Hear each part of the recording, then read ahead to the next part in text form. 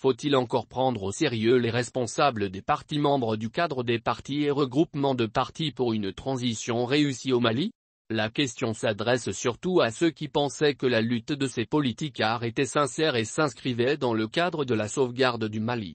Sinon les observateurs avertis de la scène politique nationale savent que ce ne sont là qu'une bande de politiciens professionnels en quête de prébande.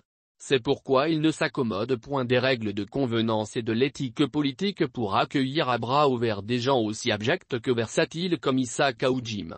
Le samedi 11 décembre, apprend-on, il s'était donc retrouvé avec d'autres forces rétrogrades, encore une fois à la veille d'un sommet de la CEDEAO, histoire d'influencer les décisions de cette organisation devenue un outil aux mains de la France macronienne. Les pères fondateurs de la CEDEAO doivent se retourner dans leur tombe, pour, disent-ils, appeler au respect du délai de la transition. Certains parmi eux sont connus de tous depuis belle lurette pour leur course effrénée au partage du gâteau depuis l'ouverture démocratique en mars 1991. Ils n'ont jamais hésité à se transformer en grillons pour éventrer les partis qui leur avaient pourtant tout donné pour les intérêts de leur ventre. Voir certains d'entre eux parler encore d'en prouve que la honte ne tue plus dans ce pays de grande vertu.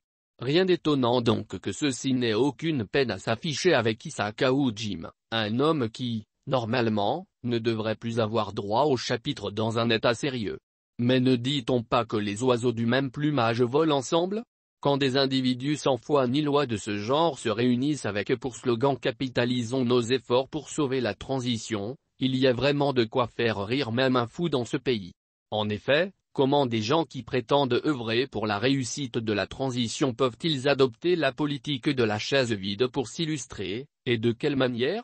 Que l'ADMA et autres partis membres se soient désolidarisés de leur lutte insensée devrait pourtant être un déclic pour eux.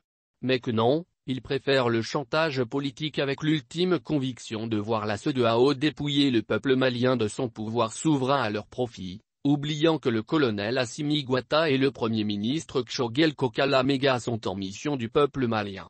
Comme conséquence, alors qu'ils sont là piaillés à Bamako, les sections et sous-sections de nombre de leurs partis ont activement pris part aux travaux des Assises nationales de la refondation dont la première phase, démarrée le 11 décembre, vient de prendre fin.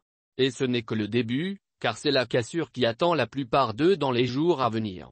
La cause, l'inceste politique, avec le ralliement de Issa Kaoujim dans leur rang.